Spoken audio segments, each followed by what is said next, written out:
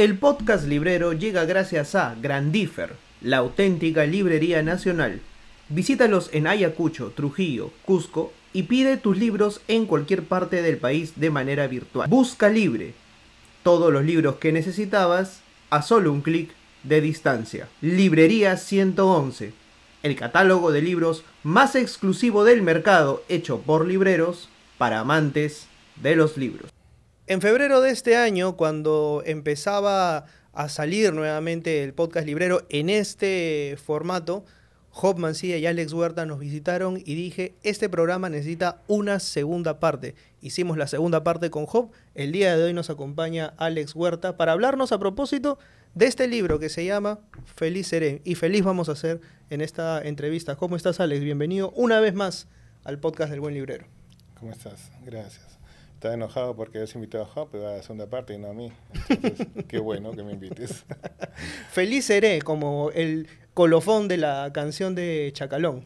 Claro, es bien interesante porque en la canción es un muchacho provinciano que dice que se levanta muy temprano, ¿no? Con sus hermanos para ir a trabajar, ¿no? Y al final dice, bueno, sé que junto a ti, mi amor, aparece una chica, una pareja. Junto a ti feliz seré, feliz seré. Entonces es siempre la esperanza de que en algún momento vamos a ser feliz.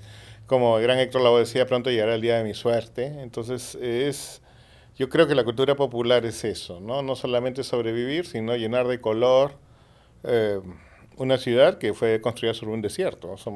Tú sabes, Lima debe ser la segunda ciudad más grande del mundo construida sobre un desierto. Y digamos que la migración a la ciudad no solamente la transformó, sino la pintó de colores. Lo que podemos concluir es que no solamente es una cultura de la supervivencia, sino también del intento de vivir bien, o en todo caso de vivir feliz, del vivir el momento. No somos una cultura de la planificación.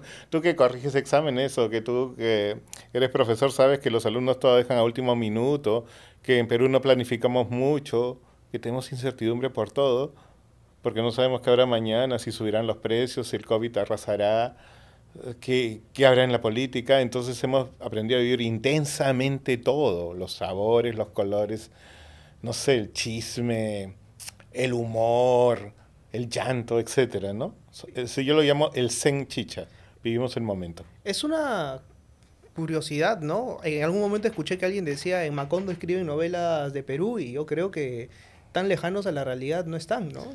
Había un, me acuerdo, o sea, era un comentarista deportivo, un periodista deportivo, el Beco, uruguayo, que sentó cátedra aquí, ¿no?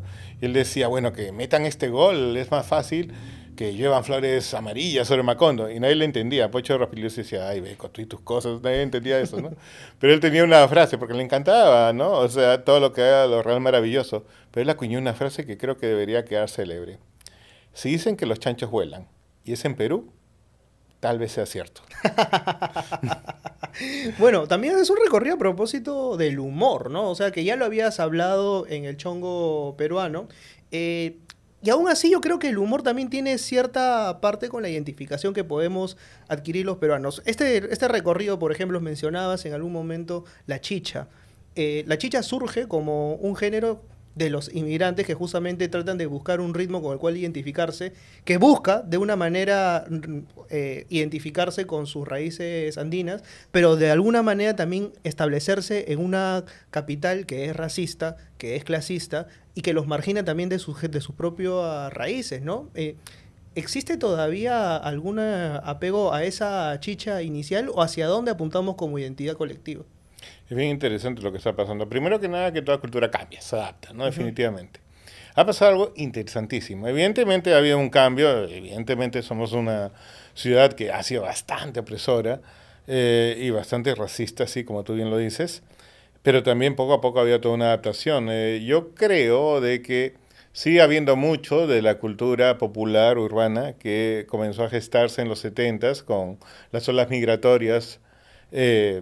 Mira, ya estamos por la segunda ola migratoria en los 70, la tercera vino en los 80, la primera fue en los 40, ¿no? Es muy interesante, ha cambiado, evidentemente, ¿por qué? Porque se ha ido cimentando, ha crecido una nueva clase media urbana, el flujo migratorio disminuyó, pero digamos que hay segunda generación, tercera generación aquel muchacho provinciano que canta Chacalón ahora es el empresario nuevo, ahora está en Gamarra, etcétera. Cambia la estética, cambia, por ejemplo, cambian los carteles chicha por la gigantografía. Cambia la canción de los chapis, que por ejemplo, ambulante soy, proletario soy, o cambia la idea de soy muchacho provinciano, me levanto muy temprano, para más bien oír al Grupo 5, que es canciones de amor, para oír canciones que más bien son de flujo de clase media, que cantan con terno, son bandas más influidas por las rancheras, por la rocola, por el bolero. Ya no hay tanta protesta de que soy proletario, sino más bien canciones de amor o que más embrujado. Cambia también el tipo de consumo, ¿no? Hay el mall en todos sitios de Lima, ¿no? Entonces cambia eso.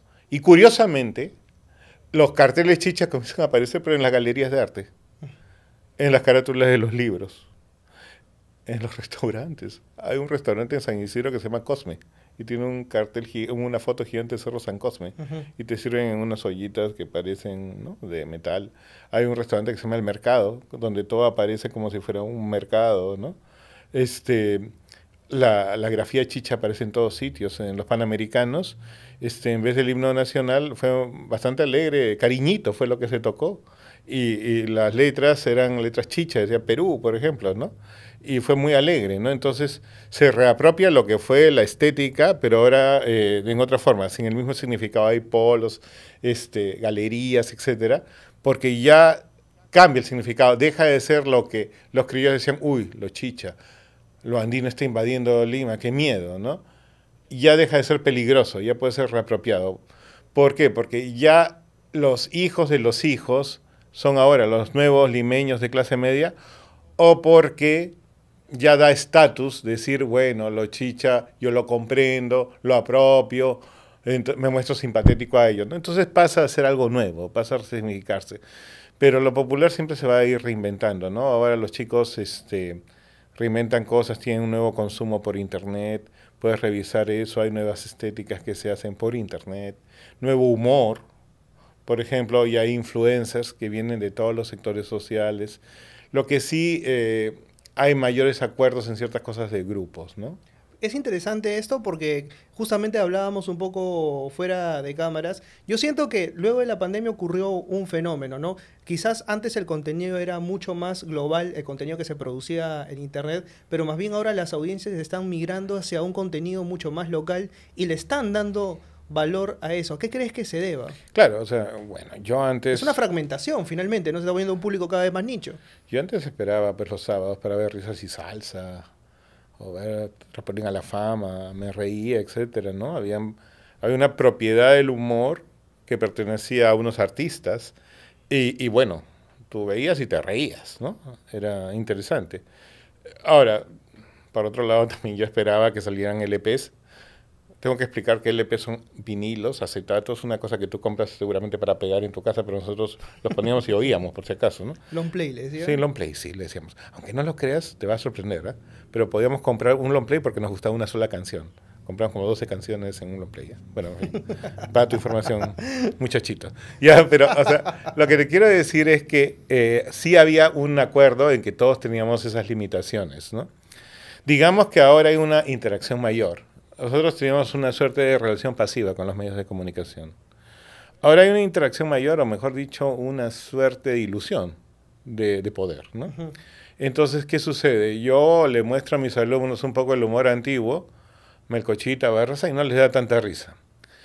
El humor ellos lo producen, que es sus memes.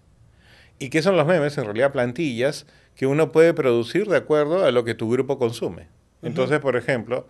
Ya, yo soy aliancista, ¿ya? Todos tenemos un defecto. Sí, yo sé. Hay unos que son de cristal, por ejemplo, ¿no? Como decía Miguelito Barraza, ¿no? Su familia es de cristal, pero algunos eran de Pilsen. Ya, entonces... Pero yo voy a refutar eso con lo que decía justamente Toño Siner, ¿verdad? Le preguntaban si era un pavo y él decía que era un pavo real. Así que me voy a plegar a esa definición. Bueno, está bien. Yo no... Bueno, me provoca seguir, pero nos van a cortar. Esto se va a convertir en catada de vatos ya. Sí, está bien. Bueno, lo que quiero decirte es que cada vez que estamos en un partido, cuando va a terminar el partido, justamente aparecen memes, ya déjalo, está muerto, ya está la plantilla, ¿no? De los Simpsons. Entonces ya aparecen memes del partido.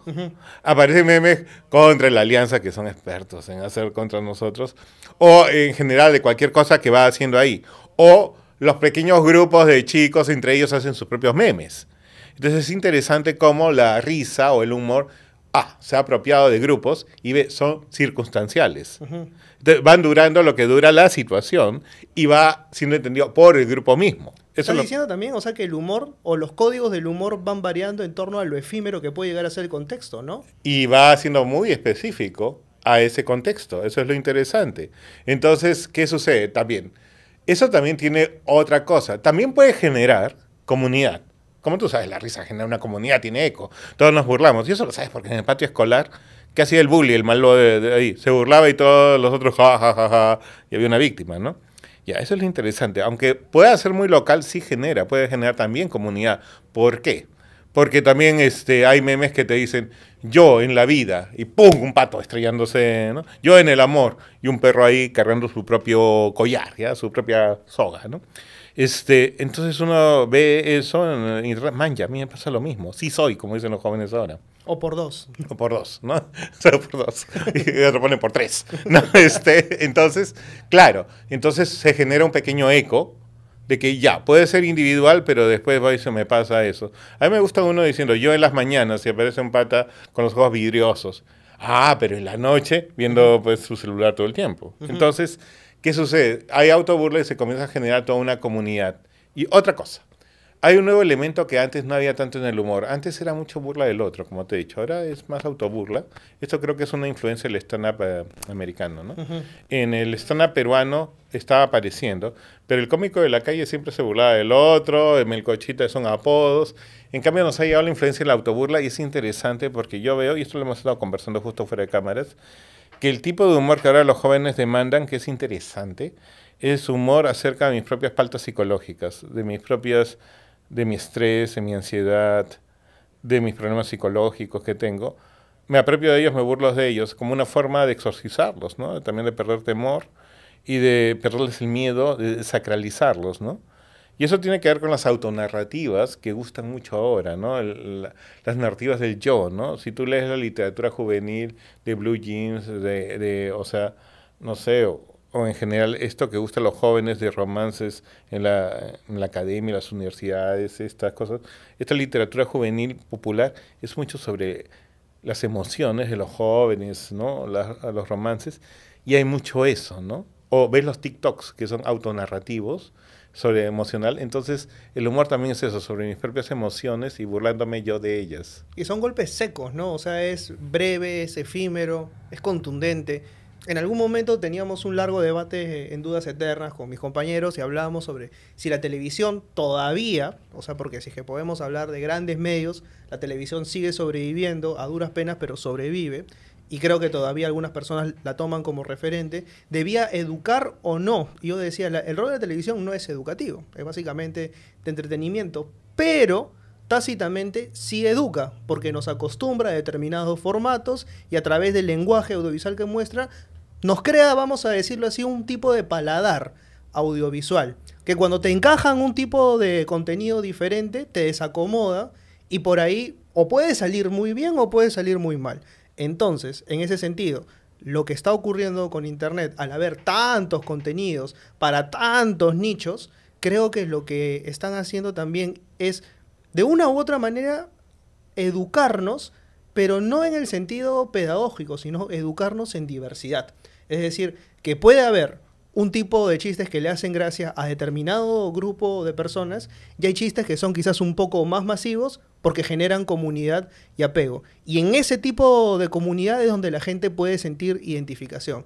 ¿A qué me refiero? Por ejemplo, incluso a gente a la que no le gustaba el fútbol, pero se mataban de risa pues con los memes a propósito del apagón en Matute, ¿no? ¿Qué es lo que genera risa? Por ejemplo, o llanto, en este caso, memes a propósito del indulto a Fujimori. Son cuestiones muy coyunturales, pero con las cuales yo puedo decir, ok, este es un código bastante peruano, ¿no? Claro. Que quizás una persona de afuera no la entendería tanto. Claro, pero también lo que está pasando es que hay una nueva creación del yo. Creo que hay toda una idea de que somos más poderosos de lo que somos. Claro. Eso también me preocupa un poco de lo que tú hablas de educación. Ujú. Bueno, la televisión era pasiva.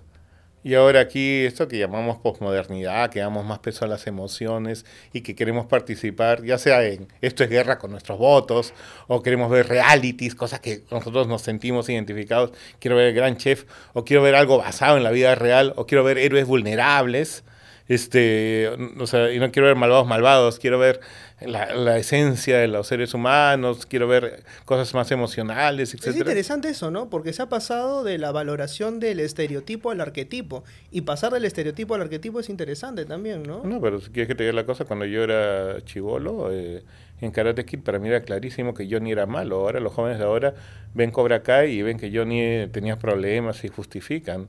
Yo veía, cuando veía Star Wars, el cazarrecompensas era malo. Ahora el Mandalorian lo ven desde su perspectiva, ¿no? Incluso cuando he visto Rocky, el ruso era malo. Ahora en Creed se ve la coyuntura que vivían ahí, etcétera, ¿no? Incluso se ha revivido personajes de los 80 para esta generación los problematice, cosa que es interesantísima. Pero a lo que voy es eso, ¿no? Bueno, es fácil de explicarlo. El siglo XX, con toda la racionalidad, trajo dos guerras mundiales, un holocausto e ideologías que terminaron siendo fatales, ¿no? Y trajo Vietnam, ¿no? Entonces, evidentemente, lo que siguió después fue un cuestionamiento y una búsqueda por la emocionalidad y diferentes puntos de vista, ¿no? Hablando de cultura popular, ya tipo Indiana Jones no funcionaría, porque no se puede estar matando árabes con una pistola como aventura, el orientalismo ya no funciona. Entonces, ¿qué sucede? Tenemos ya varios puntos de vista, lo cual fantástico, y el Internet ha ayudado. Y parte de eso es la autoburla, el cuestionamiento, ya no hay espacio para chistes racistas o para chistes machistas, etcétera. Perfecto, ¿ya? Ujú. Lo que me preocupa también es que hay también una idea que hay que más interacción. Ya no es como yo te dije antes de que yo esperaba y me sentaba a ver televisión y me miraba y, y me decían, no, mire, están de cerca para te vas a sacar ciego. No, mire, están de televisión te vas a quedar bruto. No, ahora hay interacción. Yo tengo dedos y tecleo, ¿no? ¿Y cuál es el problema? ¿Tengo realmente poder? Ujú. Ese es mi problema. O sea, creo que puedo opinar y creo que esa opinión es fuerte. Yo me acuerdo que yo veía, Gianfranco, yo no te miento, yo he hecho un trabajo en Trampolín a la Fama. Nosotros pasamos, como antropólogo, yo hice trabajo de campo, estuve ahí bastante tiempo, Entraste al C de Trampolín La Fama. varias veces, más que cualquier ser humano, ¿ya? Ya. Pasamos noches enteras haciendo cola, pero noches, ¿ya? Entonces que la ciudad de Lima tiene humedad, que da miedo. Dormíamos en Mariano Carranza sobre cartones, ahí, apiñándonos, ¿ya? Para entrar, ¿ya? Y al momento así había alianzas, ¿no? Alguien traía sopa, le damos sitio. Alguien nos traía desayuno, le traíamos sitio. Todas esas cosas, ¿no? Al momento de entrar, era una epopeya, porque todo el mundo se colaba y venía la policía y nos agarraba palazos para que no nos colemos, ¿no? Como si fuese el estadio, literalmente. Yo diría como si fuera, no sé, más parecía la Divina Comedia, ¿no? ¿Ya? O sea, parecían unos círculos del infierno, no sé, ¿ya? No sé por qué me he imaginado a ti y a Ferrando guiándote como si fuese Virgilio, diciendo, en este círculo está tal cosa, aquí están los auspiciadores. ¿En qué Bueno. círculo del infierno te ubicas? ¿No? Bueno, para que Fernando sea Virgilio tiene que haber sido un sitio bien infernal, ¿eh? Bueno, entonces, ¿qué pasaba? Y entramos ahí 350 350 personas. para que nos caiga un premio, porque generalmente era pues, ¿qué? Una cama Comodo y un colchón paraíso, 0.001% de posibilidades. Pero lo que querían las personas era salir en televisión, tener un espacio trascendental de ver a alguien actuar. Yo vi a Melcochita, a Pablito Ruiz actuar ahí. Y ya, o sea, era eso. Las señoras me decían, mire, o sea, yo tengo una vida monótona, pero aquí me dicen vecina, la vi en televisión, ¿entiendes? Porque, o sea, la cultura popular ofrecía ese espacio trascendental. Entonces, si Fernando le entregaba a una señora un sobre de revista, no, un sobre de Sibarita, un animador que aparecía en televisión, la señora me decía, me siento importante, me dicen eso al día siguiente, que lo veo. Ya, eso no ha cambiado mucho. Ahora la gente mata por un like. si ves a la tigresa de Oriente, agarras y te tomas una foto con ella y te ponen varios likes. Ujú. O sea, todavía tenemos una necesidad de trascender. Si estás disfrutando de esta entrevista y estás anotando todos los títulos que sugerimos, puedes buscarlos en buscalibre.com. La librería más grande del mundo ahora está al alcance de un clic. Buscalibre.com. Esto es lo que justamente mencionas a propósito de lo que es la performance, ¿no? Claro. Es totalmente la performance, es la puesta en escena con el fin de obtener algo. Lo que Byung-Chul Han llama también sociedad del rendimiento, ¿no? Es que tienen que pensar una cosa, querido. Somos un número. Ujú. O sea, en esta sociedad yo que soy un DNI, soy un número de contribuyente, tengo un número en la universidad, tengo un código, soy totalmente intercambiable. Cuando me muera tal vez hay una ceremonia y al día siguiente todo el mundo sigue, gente sigue naciendo, gente sigue muriendo, pero en esta sociedad exactamente somos recontra intercambiables. Hemos perdido pues la experiencia religiosa de trascendencia, el ritual. Ya no hay rituales colectivos que nos ayuden a entrar a la trascendencia. Entonces es interesante cómo la cultura popular, el like, la interacción en el Internet nos permite al menos sentir que somos queridos, que somos importantes. La opinión, el Internet nos permite eso. Incluso participar en linchamientos, que son peligrosísimos. Cuantos más likes recibe tu comentario de odio, más importante te sientes, ¿no? Mira, es como que... Claro, pero sobre todo el like, corazoncitos, esas cosas, me siento importante. ¡Wow! ¿No? ¿Entiendes? Mensajes, etcétera, sentirme observado, sentirme querido. Pero más que todo, yo diría por ese anonimato que nos da la sociedad moderna, ¿no? Entonces creo que ahorita más que nunca hay una sed de eso porque, mira tú, cuando yo era chibolo, creíamos que el año 2000 íbamos a estar en el espacio como los supersónicos. Lo que más se ha desarrollado que han sido unas tabletitas que comunican. Tic, tic, tic, tic. ¿Qué quiere decir? Que todo se fue por el lado de comunicación. Ujú. Somos seres solitarios buscando comunicación desesperadamente y la gran revolución no ha sido por robotitos ni por viajes a Marte, sino por cosas para que nos comuniquemos. Efectivamente. Hablábamos también a propósito de las performances y de cómo la televisión crea dinámicas, los medios crean dinámicas, y que estas dinámicas que tienen que ver con la visión de un nosotros y un ellos, ¿no? Ujú. Que tiene que ver también con lo popular al mismo tiempo. Muchas personas el otro día me pegaron masivamente por decirme por qué Milei yo lo consideraba un populista. Y llegaba a la conclusión de que había un discurso por parte de él de señalar un nosotros y un ellos como los enemigos a vencer, ¿no? Enemigos que también creó en su momento Donald Trump, que creó en su momento Bolsonaro y que crearon en su momento otros grandes populistas de izquierda y de derecha. El populismo no discrimina la Claro. ideología, sino es la creación del discurso en sí mismo.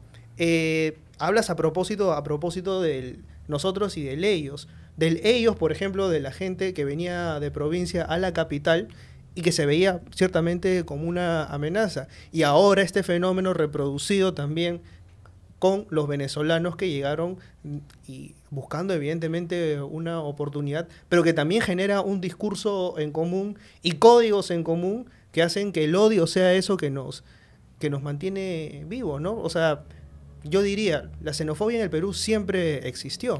Bueno, lo que existió fue xenofilia. Xenofilia, ¿cuál es la diferencia? No, es que tienes que pensar lo siguiente. A ver, es bien interesante tu pregunta. Uy, pero vas a tener que agarrarme, ¿eh? Primero, tienes que pensar una cosa bien interesante. Nosotros somos una sociedad postcolonial. Ujú. Eso acuérdate. Ya, y te voy a contar algo bien interesante. Las sociedades postcoloniales, muchas, en muchos casos, no todas, Estados Unidos no, por ejemplo, suelen tener una estética chicha. Mira India, mira México, mira Tailandia. O sea, la idea esa de que se apropian de elementos del grupo dominante y lo exhiben de una manera espectacular. Los colores los hacen chillones. Las cosas modernas se las apropian y las exhiben. En los chicanos, en la frontera con Estados Unidos, agarran sus autos así antiguos, cromados, los llenan de música a todo volumen, le ponen cromos, y los hace saltar y ahí a música estridente. Los se sienten mexicanos en la frontera, ¿no? Para mostrar poder. Es eso, ¿no? Bueno, nosotros, desde la colonia, siempre se nos ha comparado como que los europeos son lo superior. Ujú. El humor de Estrafalario, Risas y Salsa, El Tornillo, Risas en América, originalmente, y de los cómicos de la calle, en el fondo ha sido una autoburla de los peruanos de que somos impuntuales, grotescos, feos, irresponsables, borrachos. ¿Entiendes? Claro. Es eso, siempre. Ujú. Hay una autoburla indirecta, eso lo descubrió Luis Peirano y Sánchez León, Abelardo, lo hicieron en Risas y Cultura en la televisión peruana. Es bien interesante porque si hay una burla siempre, no sé si te has dado cuenta que siempre hay una burla Claro, de la hay cara, como una la fealdad, normalización. ¿no? Claro, hay como una normalización de sacarle la vuelta a la norma, ¿no? Sí, no, que somos así, pero hasta una casi orgullo, ¿no? O sea, de que, oh, mi compadre es tan vago, esas cosas, ¿no? Claro. Pero también tan feo, ¿no? O sea, Fernando se burlaba, pues. O de este eso. personaje que hacía Chuyman, pues, ¿no? Por O sea, ejemplo. claro, ¿no? que pícaro, Claro, güey, ¿quién soy yo, papá? ¿no? O sea, eso, y Fernando, todos sus apodos también de la fealdad, ¿no? Entonces siempre ha habido este tipo de, no sé, de amor hacia lo otro, importado, como algo... La otra vez estoy viendo una publicidad que me sorprendió en la radio, ¿no? Estas vitaminas, lo más importante, son producidas en Europa, con todas las garantías. O sea, lo más importante, con todas las garantías. Claro, o sea, no tiene que ser peruano, ¿no? Importado, ¿no? O sea, es interesante. Entonces, sí ha habido eso y sí se nota a leguas que hemos tenido una tradición poscolonial fortísima y siempre había una veneración a lo extranjero. Y todavía somos un país donde las mamás peñiscan a los hijos para que se porten bien frente a una visita extranjera. Pórtate bien, ¿no? Ujú.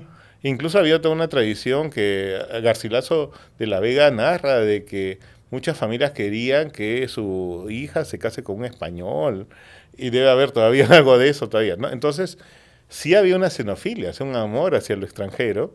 Entonces, obviamente la comunidad china no la vivió así, obviamente no la comunidad afro que vino como esclava, pero la comunidad china también tuvo que pasar y hubo prejuicio contra los japoneses en la época de Fujimori también, en el 41 cuando... En la Segunda Guerra Mundial. Sí, pues claro. es que no fuimos muy, digamos que es una etapa que deberíamos sentir vergüenza, pero nos vendimos un poco a los Estados Unidos y hasta nos entregamos cosas que estuvo mal, me parece.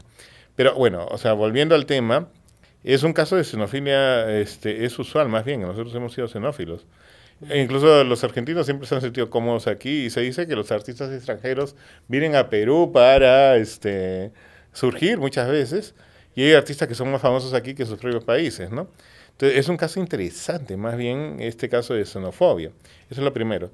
Y lo segundo, no es muy usual que migrantes extranjeros vengan a un país y que se encuentren en una situación peor, no peor, sino que no puedan progresar justamente porque el país tampoco les puede dar muchas oportunidades. Entonces, eso es lo segundo que se da, ¿no?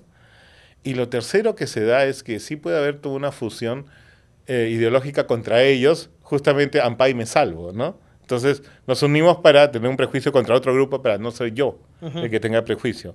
Claro, y Entonces, automáticamente con esto crean discursos como el decir, no sé, el venezolano que llega aquí encaja en alguno de estos estereotipos y eso es lo que da risa, porque claro, pues sí, es que es así, pues, ¿no?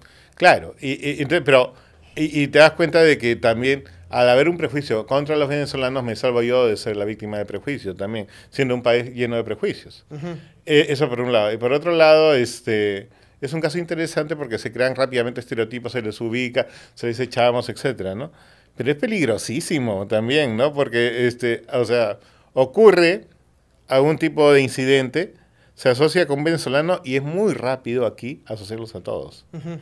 Entonces, sí estamos en peligro de caer en una suerte de nazismo, ¿no? Pero no, o sea, no ha sido muy usual esta xenofobia Ujú. con el extranjero. Generalmente lo que tenemos los peruanos ha sido algo muy interesante y muy terrible, que ha sido más bien un prejuicio contra el mismo peruano. Si te das cuenta, somos un país pacífico que nunca ha invadido a nadie. Nos han invadido, nos han cortado territorio, pero hemos tenido guerras internas y las guerras peores que hemos tenido internas han significado peruanos matándonos entre peruanos y, digamos, siendo una ciudad cosmopolita. Otras ciudades cosmopolitas como París o Nueva York bien orgullosas de eso y lo usan como turismo. Nosotros lo hemos usado como prejuicio. El único que descubrió que había un valor fue un cocinero, fue Gastón, que había mistura en la comida. Pero el resto no, somos una ciudad amurallada, donde las casas están amuralladas, hay calles amuralladas, no hay espacios públicos, la gente siente miedo de la calle, etcétera, ¿no? Es la ciudad de ejemplo para Foucault, ¿no? O sea, Sí. de vigilar, de castigar, de controlar, de clasificar, ¿no? Es la ciudad donde te dicen con una smile, una cara, y dicen, se ría, lo estamos filmando. ¿No? O sea, es eso, ¿no? Somos una ciudad enteramente vigilada, ¿no?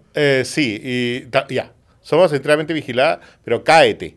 La peor vigilancia es que somos unos chismosos jugadores, que, oye, te he visto la otra vez en la calle, ¿no? Hasta soy capaz de enojarme contigo porque, oye, me han contado que estabas con pareja y no me contaste, ¿entiendes? O sea, ese tipo de cosas. O sea, no solamente es las cámaras, no solamente que todo ya está filmado, sino también que nos gusta el chisme y estamos acostumbrados a juzgar.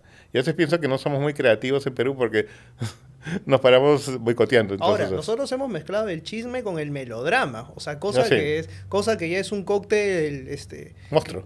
tremendo, ¿no? Tú mencionabas justamente el por qué los ampais de Magali de pronto funcionan, y es como que una narrativa detrás que tiene que ver con el melodrama, porque el ampay no queda en el ampay, sino No. que se arma una telenovela posterior, pero la manera en cómo se narra el chisme del conductor, en este caso de la voz en off, contándole al espectador qué es lo que está viendo, pero contándole de una manera como si fuese literalmente la vecina chismosa o el vecino chismoso del barrio. Y todas las imágenes están ahí, ¿no? Contadas y estructuradas de una manera tal que el espectador se siente parte de, y como se siente parte de, tiene el derecho posterior a comentar y a meterse en una vida que no le pertenece, ¿no? Ya, pero es que, o sea, hay que saber una cosa que creo, ¿no? Creo, o sea, bueno, aquí me atrevo a decir una cosa antropológica un poco especulativa, pero creo que nos gusta mucho la narración de historias a los humanos. O sea, son varios milenios que hemos tenido esta idea de las historias narradas frente al fogón. Y es más, creo que es una característica, si Yuval Harari tiene razón, hay que darle la razón en algo. Siempre lo funan por ser bestselero, ¿no? De tener bestseller, pero hay, Tiene sus haters, Yuval, ¿no? sí, bueno, tú sabes cómo es el asunto, pues que tiene éxito difusor, entonces, pero tiene una cosa que sí le creo, ¿ah? Que somos la única especie que narra historias y la cree, y se las Ujú. cree, ¿no? Entonces, incluso eso nos ayudó a formar grupo, a crear religión, economía, política. ¿Por qué? Porque creamos historias y nos las creemos y Ujú, creamos grupos a partir de esas historias. ujú. Tal vez gracias a eso nos bajamos como Homo sapiens a los neandertales. Ya, o sea, porque estamos en grupo, a un grupo más inteligente. Es verdad. Entonces, ¿qué sucede? Nos gustan las expectativas y tú lo sabes más que nadie. En eso consiste el éxito de la literatura. Sí, Nos gusta pues saber qué viene después. ¿Entiendes? Nos gusta él apostar. continuará, Él ¿no? continuará. Entonces, ¿qué sucede? O sea, los ampais de Magali están hechos a veces con celular nomás. Entonces, el hecho que te den un storytelling, o sea, una historia, y sea una historia que corresponde a los gustos actuales. Los gustos actuales, porque todo cambia, son cosas que a las personas actualmente les gusta, cosas que me pueden pasar, cosas con las cuales me siento identificado, cosas que emocionalmente me conectan. Ujú, Ese es el punto. Cosas humanas que pueden moverme algo, cosas reales, ujú. o sea, cosas con las cuales haya conexión. Entonces, están hechas de una manera de buena narrativa que conecta con mis emociones, sobre todo en una cultura como la nuestra, que está en contacto con las emociones. Esto no es usual, ¿ah? En otros países, por ejemplo, en Estados Unidos, cuando estudiaba ahí, yo veía que los chicos no tenían tanto contacto con sus emociones. Llego aquí y los alumnos son capaces de faltar a clases porque se peleaban con su pareja. Ujú. ¿Entiendes? Yo también lo sé. Ya, entiendes, entiendes, o sea, ese es el punto. Entonces, combinas ahí eso, ¿no? De que Claro, somos sí. emocionales y nos gustan las historias. Ujú. Entonces, tú lo sabes. Entonces, aquí lo que tenemos es una tradición oral que es tan válida como la escrita. Lo que pasa es que la escrita ha ganado guerras, Ujú. tiene más prestigio. Y la vigilancia, que todos nos vigilamos, y bueno, presentar eso, y en el fondo un poco la envidia que sentimos por los artistas, que tienen, ya te dije que somos anónimos, ellos no lo son. Entonces creo que hay una envidia hacia ellos. En el Pero hay fondo. también una narrativa del desprestigio, ¿no? Que es muy... Este sí me atrevería a decir que es un, bueno, a grosso modo, sin ningún tipo de análisis antropológico, una narrativa del desprestigio hacia el exitoso como una forma de autodefensa ante mis propias limitaciones. No tolerar que hay alguien, o sea, que puede ser más agradable que tú. Ya, pero eso tiene un nombre, envidia. O sea, incluso, o sea, de los camiones que siempre tienen cosas escritas, que era, por ejemplo, de mí podrás olvidarte, pero no de lo que hicimos, o esas cosas, la que más ha quedado es ¿Cómo es? Tu envidia es mi progreso. Claro. Ya, entonces hay ese elemento de envidia que es todo un elemento. Si tú revisas la loretana o los chamanes urbanos, te protejo de la envidia. O la gente cuelga una sábila en la puerta de su casa para que absorba la envidia, ¿no? Ujú. Y generalmente cuando te dicen, te hacen narrativas, te dicen, no, esa persona me tiene envidia porque vio que tenía éxito y me hizo esto. O te dicen que no logró esto, ¿por qué? Porque a alguien le tiene envidia. Yo creo, sinceramente, que somos unos envidiosos en el sentido de que, como te dije, ¿no? Esta sociedad nos empuja a un anonimato desesperante porque ya no estamos en la época de los rituales. Antes, digamos, en la Edad Media, pues yo rezaba y sentía que tenía un contacto con lo divino. Ujú. O sí había más ritualidad en la cual yo tenía una experiencia trascendental. Ahora ya no. No existe eso, somos unos agnósticos. O bueno, me temo que la sociedad se está volviendo así. En cambio, estas patas sí tienen reconocimiento. Y creo que existe cierta envidia hacia ese reconocimiento, ¿no? Ujú. Y en el fondo, creo que todos estamos desesperados en esta sociedad por el like, por Ujú. ser queridos. Imagínate que no hacemos por un like lo mismo. Estas patas, ¿qué tal raza? Tienen reconocimiento. Entonces, en el fondo, para nosotros, los podemos querer, apreciar, admirar, pero en el fondo también les tenemos envidia. Son como, están caminando en una cuerda floja y en el fondo queremos que se caigan. Claro, hay una espectacularización de la tragedia también, ¿no? En ese sentido. Ya, pero también, ya, ahora, bien franco, te voy a decir bien franco también. Y me salió en verso sin hacer esfuerzo. Aquí viene una cosa. También tienes que pensar, y repito, somos una sociedad postcolonial. Esto lo saqué de Kotler, o sea, de Julio Kotler, porque nos hizo ver eso. Tienes que pensar que llegó todo un discurso político con un cristianismo que recorre una iglesia. Nuestro cristianismo es sangriento. Ujú. Y en la sierra, esa prédica fue fortísima y vas a encontrar, entras y es Cristos sangrantes, crucificados o siendo azotados, o ex homo, ¿no? O sea, con la corona de espinas, ¿no? O sea, pero siempre así. Me acuerdo en Nueva York, el sacerdote jesuita me dijo, lo tenían elevándose, resucitando, me dijo, la comunidad mexicana quiere que pongamos crucificados, se enojó un poco, o sea, no querían así, ¿no? No lo ves glorioso, generalmente lo ves así, esa idea de la culpa, pero la culpa heroica, la víctima heroica, incluso grupos políticos que dicen ser progresistas usan eso, la víctima heroica, ¿ya? Ujú. Pero eso de todos los grupos lo usan, ¿ya? Entonces esa idea de que la víctima heroica es como virtud. Entonces las mamás, yo que me esforcé tanto y tú no estudias. Yo que me esforcé tanto y tú estudias eso. Ujú. Ay, yo que he sufrido tanto. Lo usamos para manipular también y lo usamos como una forma de glorificación. Ujú. ¿Entiendes? O sea, no es gratuito que el melodrama también nos guste, porque también lo vemos como una forma virtuosa. Efectivamente. Y ahora, o sea, analizando también todo esto, que en verdad ya se me fue por todos lados las preguntas, pero esta cuestión melodramática trasladada a la vida cotidiana, como quizás un reflejo de lo que la gente buscaría en la realidad. O sea, los melodramas en algún punto encuentran un desenlace, y ese desenlace es por lo general feliz. Ay, yo te estaba explicando esto y tú no me has prestado atención. Exacto. ¿Por qué eres así? No, o sea, sí, o sea... Esta cuestión al estilo Rosa de Guadalupe, ¿no? Es bien interesante. Jung Aparuday decía que había personas que modelaban su vida a partir de los melodramas, y es cierto, o sea, ¿qué sucede? Ya, pero, o sea, primero que nada, te voy a decir una cosa, que quede clara, no hemos cambiado mucho en los últimos 300.000 años, felizmente, somos una especie muy joven. Entonces, lo que antes era la mitología en realidad nos ayudaba a ver por qué estamos aquí y cómo debemos comportarnos, ¿no? Etcétera, ¿no? No debemos hacer esto o otro, no debemos pisar tal sitio de la tribu, no debemos comer tal fruto, o debemos respetar a los ancestros, ¿no? Ya, el melodrama hace exactamente, la telenovela hace exactamente lo mismo. Ujú. Lo que pasa es que ya no tenemos tantas mitologías, sí tenemos... Primero, A y B. Si tú revisas, a ti te gusta la literatura, ¿ya? Si tú revisas la estructura de las novelas, vas a encontrar que son narrativas que ya vas a conocer antes.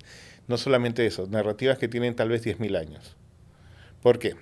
La Cenicienta, Blancanieves o la Caperucita Roja tienen más o menos 5.000 años o más, son mitologías que alguna vez fueron religiosas. Esas religiones perdieron poder y se convirtieron en narrativas populares. Vinieron folclorólogos, algunos conocidos, como los Grimm, o La Fontaine, etcétera, y los escribieron. Una vez que los escribieron ya pues se limitan un poco porque ya habían varias versiones, estaban por el norte de Europa, por Rusia, pero ya, se limitan y se convierten más en cuentos. Viene Disney y los endulcora totalmente, ¿no? O sea, ya, final feliz y todas esas cosas, ¿no? Pero tú sabes que, a ver qué te digo, en una de las versiones de La Cenicienta, me parece, la madrastra mala iba a cortarle el pie a la Claro. hermana para que entre el zapato. Y, oye, ¿cómo cortas el pie? Si te entra el zapato no vas a necesitar pie. Algo así, es más cruel, ¿no? Bueno, muchas telenovelas están estructuradas más o menos en la idea de Cenicienta, que es una narración antigua que tiene... Shakespeare no inventó Romeo y Julieta, lo basó en tipos de narrativas que habían ya en Grecia, y hay narrativas parecidas en Rusia, y aquí sí Ollantay, que dudamos que puede ser colonial, pero también podría tener una base.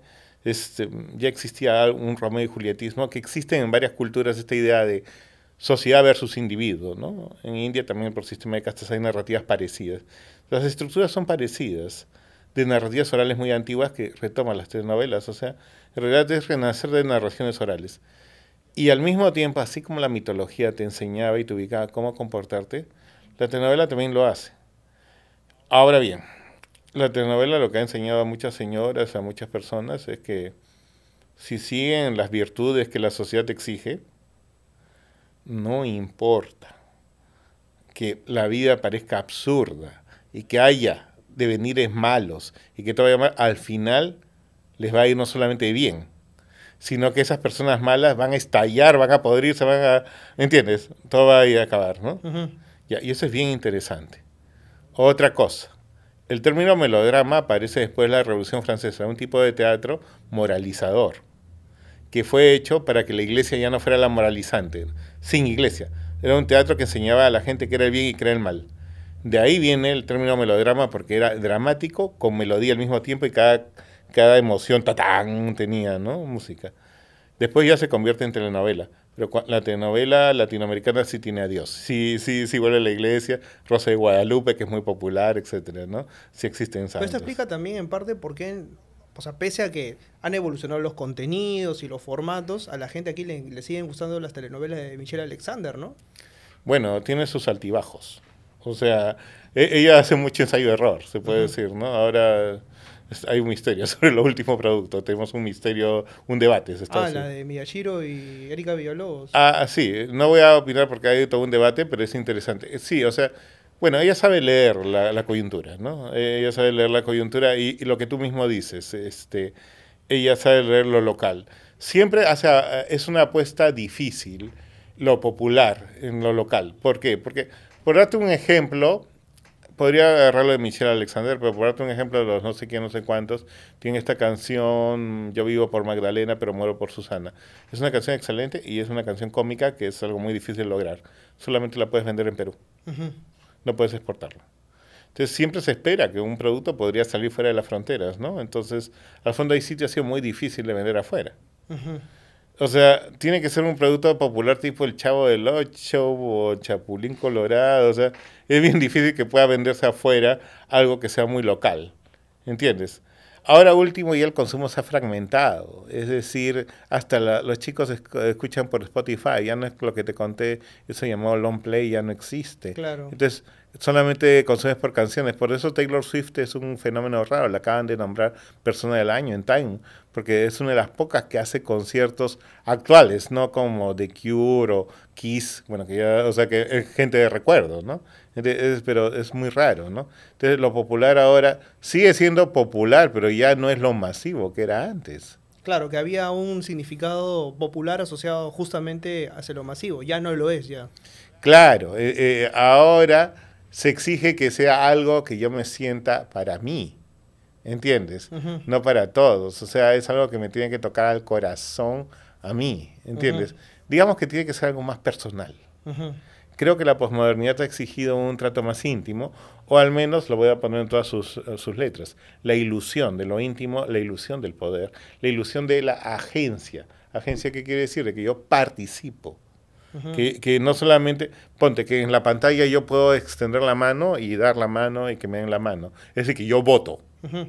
¿Entiendes? Que mi voto puede garantizar que sí o no el personaje, que mi rating garantice algo, que mi opinión importe, como decía un programa. Ahora, por ejemplo, hablando ya enteramente de lo popular, las artes, por ejemplo, cuando nosotros hablamos de cultura, y esto también lo mencionas en el libro, se asume que cultura está asociado justamente hacia las bellas artes y al consumo de las bellas artes.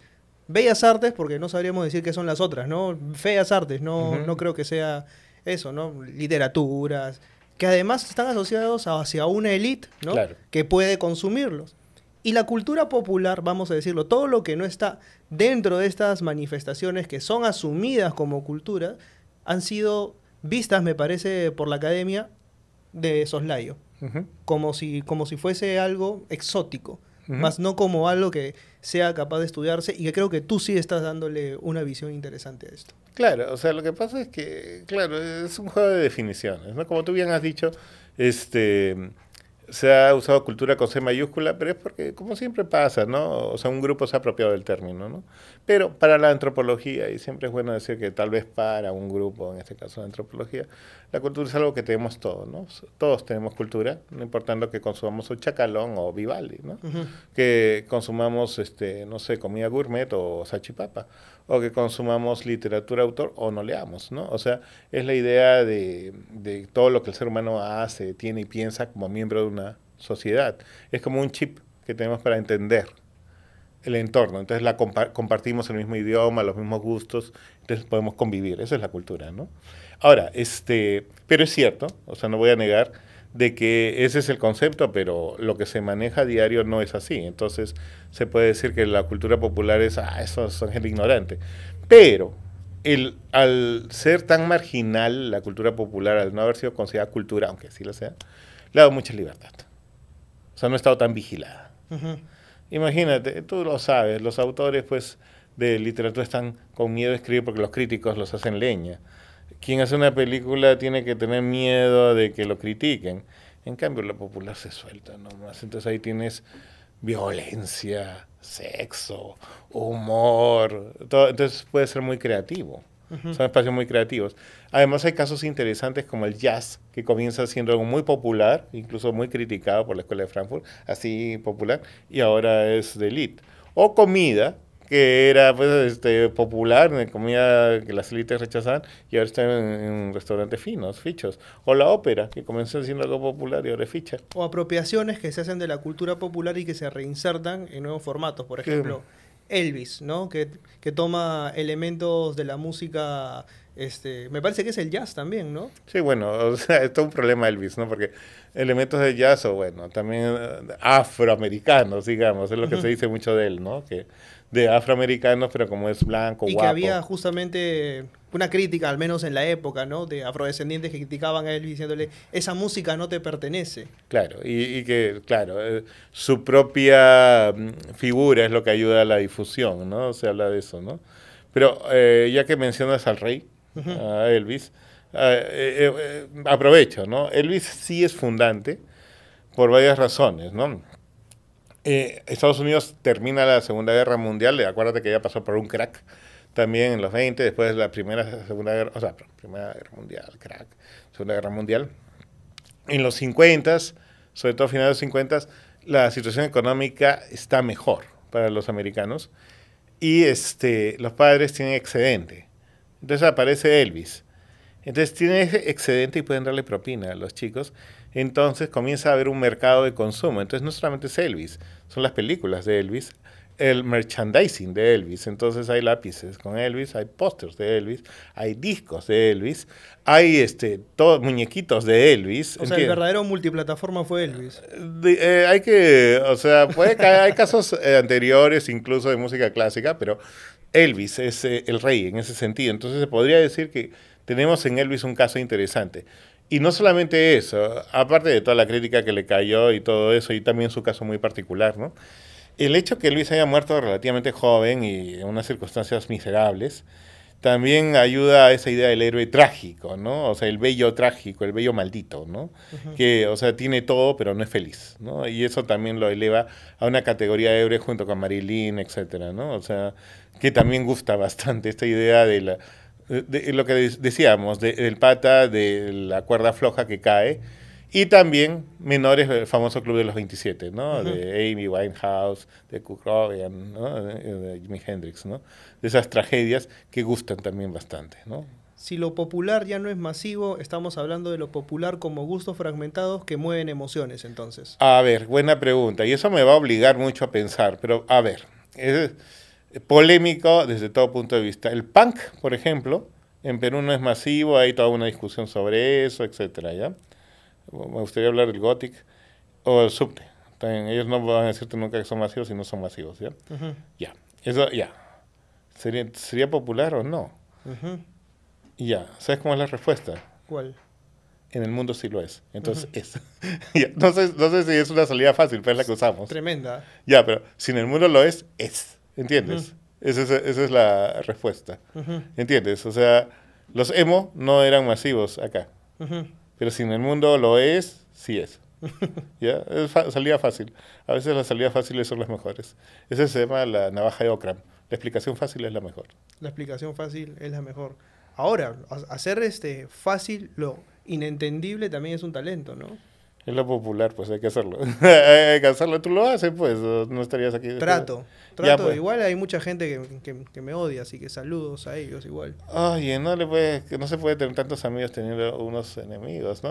Esa es la ventaja de hacer cuestiones aprendiendo lo popular, ¿entiendes? Es lo que se trata de hacer, ¿no? O sea, creo que uno de los mayores retos, ahora estábamos hablando un poco fuera de cámaras, era justamente tratar de volver popular lo que usualmente era asociado a un juego intelectual, ¿no? O sea, de elites y demás, incluso académico. Es tratar de llevar estos temas, por ejemplo, a un programa de YouTube, no creo que sea posmoderno, porque ya se ha reproducido masivamente, pero sí es un reto, ¿no? O sea, en una sociedad que busca likes y comentarios y shares, es un reto, es difícil. Sí, pero lo haces muy bien y yo creo que también tienes la suficiente humildad para aprender lo popular y usar la plataforma. O sea, lo que yo creo es que hay que acercar a las personas y hay que usar las vías que hay, porque yo creo que hay toda una belleza en la narrativa y al final lo que se está rescatando es una tradición que tenemos los seres humanos, que amamos las historias. Y el arte lo que hace, nos hace ver la realidad de otra manera y nos hace reflexionar y nos hace autoconscientes, y tú estás ayudando a hacer eso, es mucho más que literatura. Gracias por eso. Feliz seré, si es que ustedes justamente adquieren ese libro que se llama Feliz seré. Este programa sale viernes, o sea, es decir, el viernes de la última semana de la Feria Ricardo Palma, así que van al stand de la PUC en la Feria Ricardo Palma y se llevan Feliz seré. Está ahí, tiene su respectivo descuento, y leer a Alex para mí siempre será un gusto, un privilegio y un honor haber tenido un segundo programa contigo, dicho sea de paso. Muchas gracias, yo también soy muy feliz de estar acá y bueno, tu programa es bien bacán. No sé si al nivel de Ferrando, pero ahí intentamos. A la próxima, por eso, hacia finales de año vamos a hacer la mega canasta librera valorizada en 1.000 soles. Vamos a juntar 1.000 soles en libros, los vamos a rifar y ahí que se agarre Ferrando, porque sí vamos a hacer la competencia en ese sentido. Nos vemos el próximo viernes a la misma hora por el mismo canal y pese a muchos con el mismo conductor. Chau, chau.